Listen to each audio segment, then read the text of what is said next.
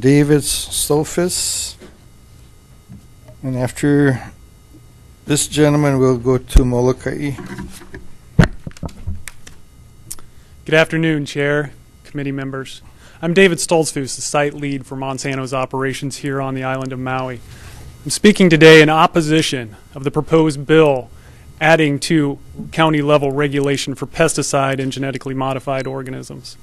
The bill's underlying premises that modern agriculture is damaging to the people and the environment is false. It's built on fear and innuendo about pesticides and genetically modified organisms.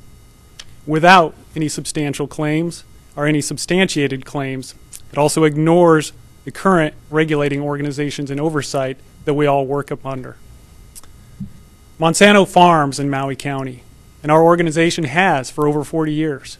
We farm to develop better seeds that can be used around the world to produce more food with the limited resources that we all have.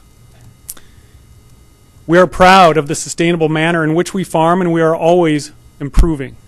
We recognize that we farm within a growing community that, like many other areas today, is becoming more and more urbanized and less rural.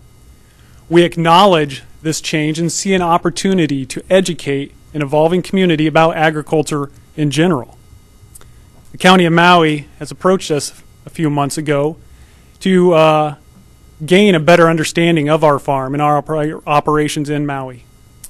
And we entered into a memorandum of understanding with the county to address any false perceptions or misunderstandings, especially those that have been permeated throughout our community.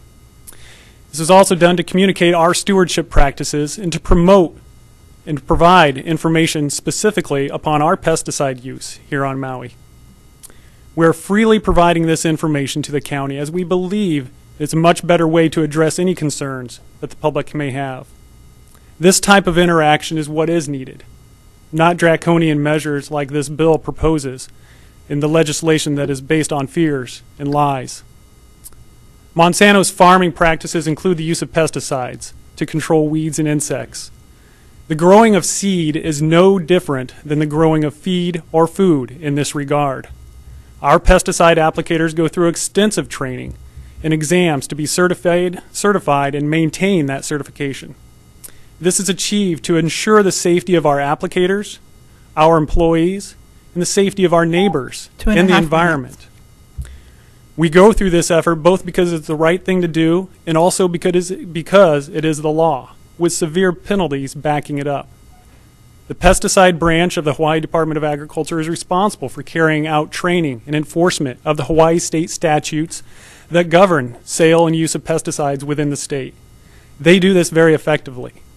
Monsanto applicators receive frequent visits from the HDOA throughout the year, their enforcement inspectors, and ensure that we are following these practices. I want to again emphasize the highly regulated environment the farmers work under. The additional requirements outlined in this bill, founded on fear and with no basis in science, provide benefit to no one, but will cost everyone. Thank you. Thank you. Members, any questions for the testifier? Mr. Couch. Thank you, Mr. Chair. And Mr. Chair, maybe it's a question to you first. Are you going to have some folks from Monsanto and from other organizations as a resource when we get into discussion? If and when we do reach the next phase of this process, the chair will be bringing in resource people. Okay, then I can ask then. That's fine. Okay, thank you. Ms. Cochran? Thank you, Chair, and thank you for being here.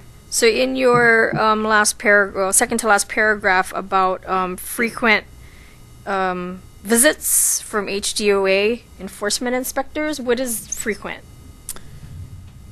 The frequency varies with the HDOA enforcement inspectors.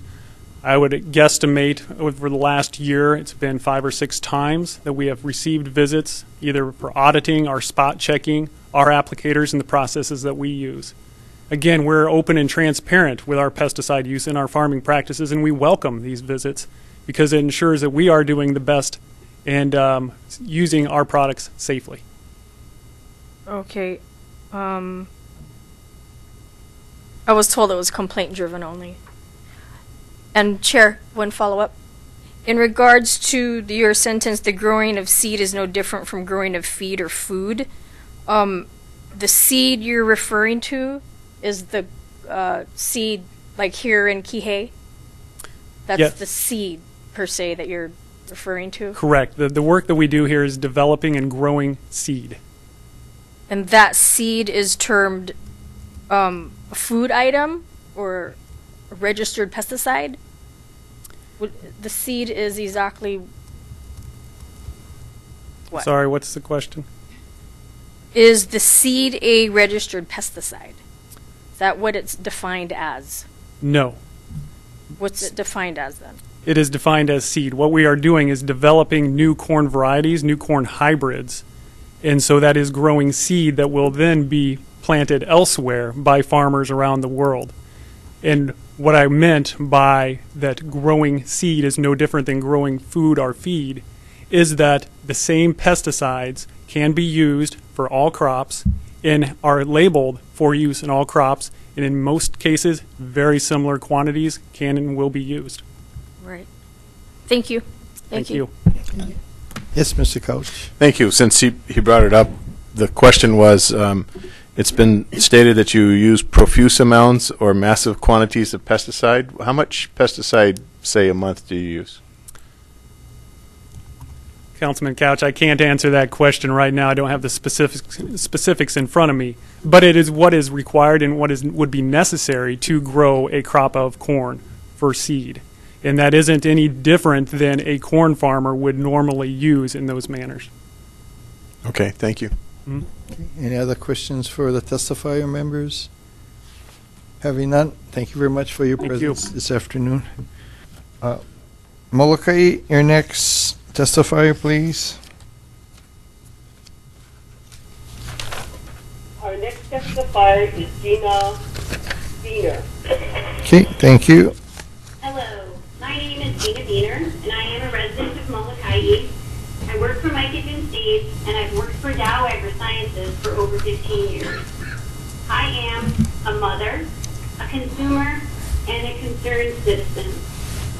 In order for us to register a new pesticide for Dow AgriSciences or for Monsanto or any of the other companies, we go through rigorous studies over a period of years at a significant cost to bring that new technology to market.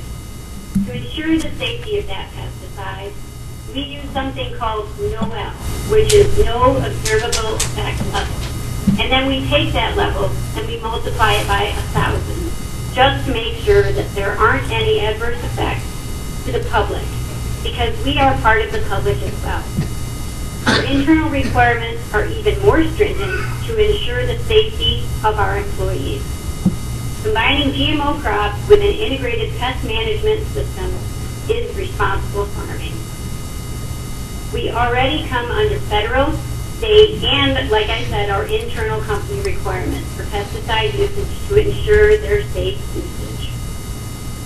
I just want to get across the fact that many people have the impression that these big multinational companies want to be the only solution. But the truth is, with 7 billion people on this planet, we want to be part of the overall solution. Targeting farmers is not the answer. Organic, GMO, and conventional farmers need to work together to feed our growing world, and ongoing research is necessary to reduce the input costs and to increase our food supply so that we have a safe, sustainable food supply for everyone. Thank you very much. I very much oppose CIA 5A. Thank you. Thank you. Any questions for the lady on her testimony? Molokai, we do have a question. Ms. Cochran? Thank you. And thank you, Ms. Beener, for being there. Can you hear me? Yes. Okay, good. Thank you. You said that you folks are very scrutinized when you register a pesticide. Did you hear? Please repeat that. Sorry. Sorry, what did she say? Repeat the question, Oh, please, Ms. Cochran. You said in your testimony that you're highly scrutinized or go through rigorous, scrutiny when you register a pesticide. Yes, ma'am. Yes, and so the seed, is that considered that? A pesticide. Depends on what the seed is. If it is So- considered a pesticide, if there is a pesticide built into the seed, then it is also comes under EPA to ensure that that is safe prior to its availability for sale. Yes. And that is what you're growing? No, that is not what I said. No, but I'm asking. We do grow some seed that does have insecticide in it. That's true, BT. But BT is also available to the organic farmer to spray on Right. his crop. Right. Okay. All right. Well, thank you for your comments. All right. Any other questions for the testifier members? Having none, thank you very much for your testimony this afternoon. Brian Lehman, please. And after Mr. Lehman, we have a Bruce Douglas.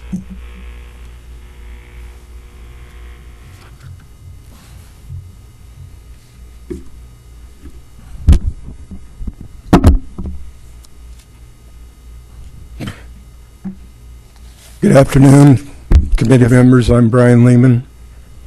Other than Maui, I support the proposed bill. I kind of forgot about pesticides for a while. I've been eating organic food for so long. I'm basically concerned about GMOs, especially the ones with the insecticide inside the crop. That cries out for disclosure because of pollen drift. And I've seen an amended bill online that better addresses GMO disclosure in terms of what kind of GMO it is. So I would support that. But what I've been learning about pesticides lately is quite startling in terms of potential acute and chronic health effects. A recent study shows effects can even be transgenerational and cumulative and continue perhaps even with no exposure subsequent to the ancestral one. I've emailed you a link about the study. It's really a paradigm shift in terms of understanding human epigenetics. It's not just one gene, one protein, as biotechnologists and others have relied upon, but how so-called junk DNA actually controls gene expression. So we need to be concerned not only about how GMOs might influence our DNA, but how pesticide exposure might determine metabolic, physiological, behavioral, and other health outcomes for generations to come. Buffer zones are the least we can do. Disclosure is also needed going forward, especially if the crop is not yet deregulated. It's all the more reason for disclosure, even if they say it's proprietary information. And just a couple final points about the bill. Since this topic can tend to get esoteric, perhaps reported in the media, but not 2.5 minutes. Not front page, I urge any environmental and public health impact study be truly community-based, perhaps soliciting input from private citizens. Second, regarding buffer zones in subsection C2, it probably refers to dwellings owned by the commercial entity, but it's not quite clear to me, so that needs clarification, in my opinion, if that is 3 minutes. if that is indeed the intent. Thank you for the opportunity to testify. Thank you, Mr. Lehman. Members, any questions for the gentleman on testimony he has shared with the committee? Yeah, sure. Ms. Cochran? Thank you. And thank you, Mr. Lehman, for being here. The last comment you made in regard to buffer zones, just a little clarification. You're saying, as in the notifications and to whom that goes to? Can you just explain a little more what you meant by that last comment about your addition you'd like to see with buffer zones? Well, as I recall, when I read the subsection C2, and it was describing distances for buffer zones, in certain areas. It wasn't quite clear what it was talking about. Dwellings owned by the landowner, so I kind of had to assume that that was referring to dwellings that were on the commercial property and not landowners in general. So, I mean, I don't have the wording here right in front of me, but it's subsection C2 if you want to take a look at it. Okay, thank you. Thank you, Joe. Okay, thank you. Any other questions for the gentleman? Mr. Lehman, thank you very much for your presence.